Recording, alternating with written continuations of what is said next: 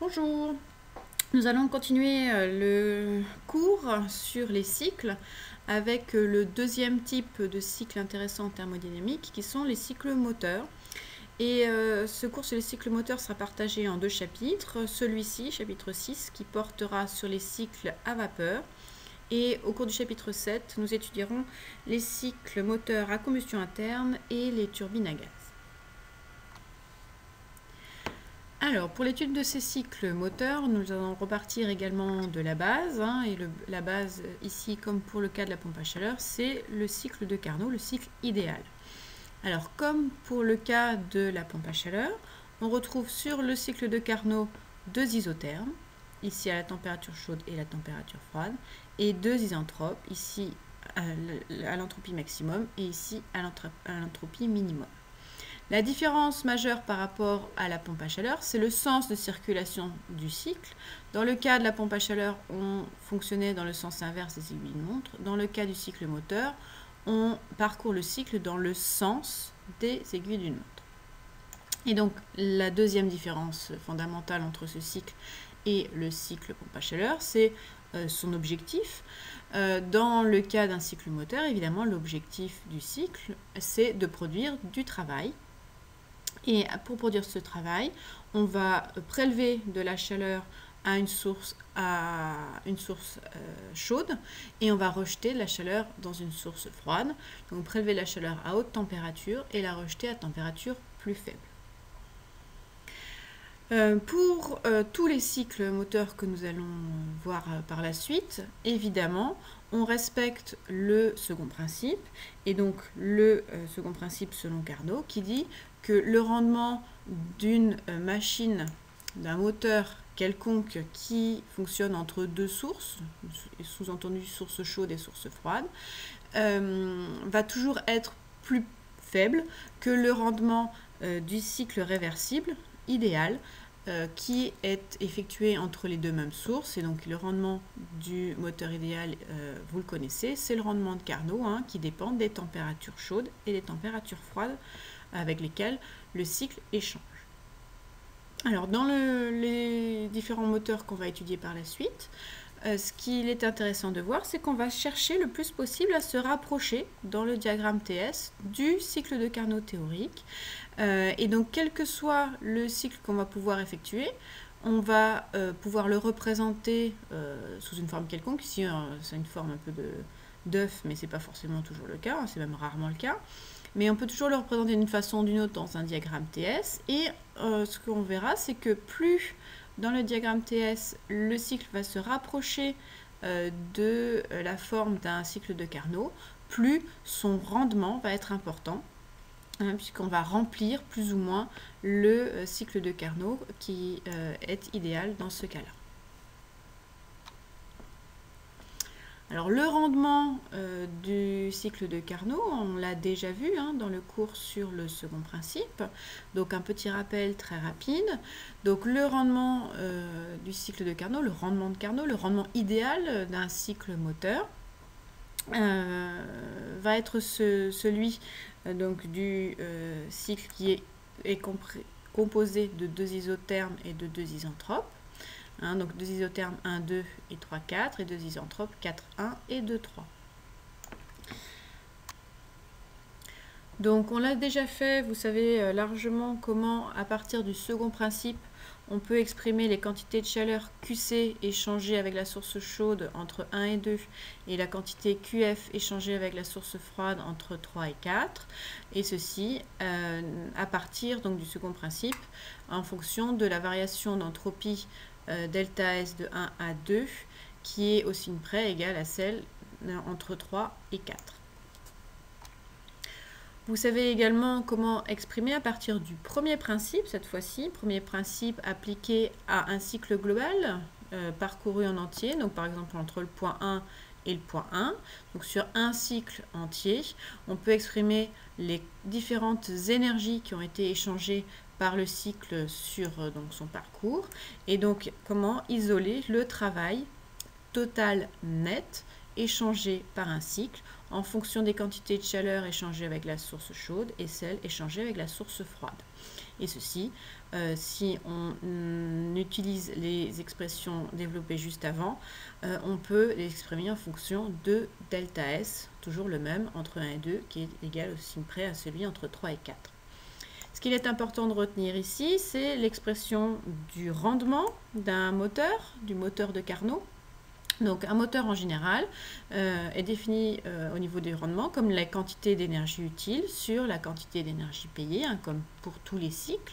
Dans le cas du moteur, l'énergie utile, c'est le travail net qui est fourni, produit par le cycle, et la quantité d'énergie payée au dénominateur, c'est la quantité de chaleur qui a été prélevée à la source chaude à haute température et qui est ici notée QC.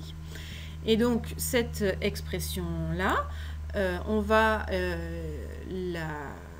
y intégrer les grandeurs QC et W qui ont été développées juste avant, et on va en extraire le rendement de Carnot, 1 moins T froid sur T chaud, que l'on connaît déjà largement, et que l'on revoit donc ici dans le cas du cycle moteur. Alors, à partir du cycle de Carnot, on va mettre en évidence 2 catégories de cycles moteurs. Et la première catégorie qu'on va voir aujourd'hui sont les cycles à vapeur. Alors, pourquoi ce nom? Puisque ces cycles vont mettre en jeu des phénomènes de changement de phase, changement d'état. Et le changement d'état qui nous intéresse ici, c'est le changement d'état liquide-vapeur. Alors, pourquoi ces phénomènes de changement d'état sont intéressants? Puisque vous avez vu en cours de transfert de chaleur et également en cours de transfert de chaleur avec changement d'état que ces phénomènes de transfert de chaleur avec changement de phase sont thermiquement très intéressants puisque les coefficients d'échange d'évaporation et de condensation sont très importants. Et donc, pour une unité de surface d'échangeur de chaleur, eh bien, les quantités d'énergie mises en jeu sont très importantes, les puissances mises en jeu sont très importantes, et ça permet d'avoir des cycles, des moteurs qui sont de taille limitée et qui sont très performants puisqu'ils échangent une grande quantité d'énergie. Donc si on développe des cycles à vapeur, on les représente dans le diagramme TS à partir de la courbe de saturation qui est représentée ici, qu'on a déjà vu précédemment. Et dans le cas du cycle de Carnot, le cycle correspondant par rapport à la courbe de saturation s'intègre juste en dessous de la saturation à partir d'une évaporation idéale entre le point 4 et le point 1, donc dans ce qu'on appelle l'évaporateur ou bien le bouilleur, hein, plus communément. Et donc cette évaporation part idéalement de la courbe de liquide saturé à la courbe de vapeur saturée. Donc du point 4 au point 1, on réalise le changement de phase liquide-vapeur. Ceci au contact de la source à haute température, source chaude, qui transmet la puissance Q.C au fluide de travail. Donc ce fluide de travail, hein, il est quelconque, ça peut être de l'eau, ça peut être de l'ammoniac, ça peut être un fluide frigorigène, peu importe. Ce fluide va être choisi en fonction un peu des mêmes critères que ceux qu'on a vus pour la pompe à chaleur, c'est-à-dire les conditions de fonctionnement exactes dans lesquelles on se situe. Mais dans le cas du cycle moteur, on utilise très souvent tout simplement de l'eau dans ce cycle-là, puisqu'on monte à des températures importantes et donc les conditions de fonctionnement sont compatibles avec celles de changement de phase de l'eau. Donc le cycle à vapeur de base de Carnot est composé de 4 parties. Une évaporation, donc de 4 à 1 qu'on a déjà vu, puis une détente dans une turbine entre 1 et 2. Cette détente, dans le cas du cycle idéal de Carnot, elle est à la fois adiabatique et réversible. Elle est donc isentrope, donc à entropie constante. Et cette détente va produire du travail vers l'extérieur. Donc le travail échangé au niveau de cette turbine est négatif si le système que j'étudie, c'est le système cycle de Carnot. Ensuite, on réalise une étape de condensation. donc d'échange de chaleur entre le point 2 et le point 3 dans un condenseur. Donc cet échangeur de chaleur va rejeter la chaleur de condensation vers la source froide, la source à plus basse température. Et donc cette condensation, ce changement d'état, va se faire de façon isobare. Ensuite, on a une phase complémentaire de compression entre le point 3 et le point 4. Compression dans le cas idéal qui est isentrope, donc à la fois adiabatique et réversible. Et cette compression, elle, va consommer une quantité de travail WC, W.C. Et ce qui nous intéresse ici, comme pour tous les cycles moteurs et qu'on a vu tout à l'heure également, c'est le travail global net échangé par le cycle. Et donc ce travail va être échangé sur deux transformations, la transformation 4.1 et la transformation 1.2. Et le travail net, ça va être la somme des deux travaux échangés, WC et WT, sur ces deux transformations-là. Pourquoi la somme? Puisque de façon algébrique, le signe de l'un et le signe de l'autre est différent. Et donc si j'ajoute les deux, je vais pouvoir mettre en évidence le travail net total échangé par le cycle. Et ce travail net total échangé par le cycle va être une grandeur qui va être négative, puisque dans le cas du cycle moteur, on l'a vu, l'objectif est de fournir du travail à l'extérieur du cycle. Donc on retrouve sur ce diagramme deux isothermes qui sont également des isobares, dans le cas des cycles à vapeur, à la fois entre 4.1 et entre 2 et 3. Donc les isothermes sont des isobares parce qu'on est en changement de phase ici. Et deux isentropes entre 1 et 2 et entre 3 et 4 dans le compresseur et la turbine. Et ces deux isentropes représentent des adiabatiques réversibles dans le cas des cycles idéaux. Alors évidemment, le cycle de Carnot, techniquement et technologiquement, est extrêmement difficile à réaliser pratiquement, pour ne pas dire impossible à réaliser pratiquement, en particulier lorsqu'on regarde les phases de changement de pression, de 1 à 2 et de 3 à 4, dans la turbine et le compresseur. Dans le cas du cycle de Carnot, on fonctionne en diphasique, à la fois entre 1 et 2 et entre 3 et 4, on est en dessous de la courbe de saturation, et on est en dessous de la courbe de saturation dans une turbine et dans un compresseur, et ça techniquement c'est extrêmement délicat, voire impossible, puisque notre fluide est un mélange à la fois de liquide et de vapeur qui s'écoule et va venir heurter, cogner les pales à la fois de la turbine et du compresseur, et ça va entraîner des vieillissements prématurés, des vibrations, des chocs sur les pales des différents composants. Donc c'est quelque chose qu'on va essayer d'éviter. Et c'est pour ça que le cycle à vapeur de Carnot, c'est quelque chose qui n'existe pas. Et à partir de ce cycle de Carnot, on va développer des cycles réels, dont je vais vous expliquer juste après le fonctionnement. Donc à partir du cycle parfaitement théorique de Carnot, que l'on retrouve ici sur le diagramme TS et en lien avec la courbe de saturation, eh bien un premier cycle réalisable, réel, est le cycle que l'on appelle le cycle de Rankine. Alors la différence par rapport au cycle de Carnot est la phase de compression. Cette phase de compression qui, dans le cas du cycle de Carnot, se déroule en diphasique, on se retrouve dans le cycle de Carnot entre le point 3' et le point 4, donc dans une zone où on a coexistence de la phase liquide et de la phase vapeur. Et bien dans le cas du cycle de Rankine réel, on va réaliser cette compression, cette fois-ci non plus en diphasique, mais en monophasique, c'est-à-dire uniquement sur une phase liquide. Donc la condensation qui a lieu entre le point 2 et le point 3 se prolonge jusqu'à la courbe de saturation, jusqu'à ce que dans le mélange, on n'ait plus aucune trace de vapeur. Et une fois qu'on est en liquide saturé, on va effectivement effectuer cette compression par une pompe, puisqu'ici on est sous phase uniquement liquide, donc par un pompage entre le point 3 et le point 4, et du coup la phase d'évaporation va également comporter une phase de réchauffage du liquide sous refroidi qui sera sorti de la pompe.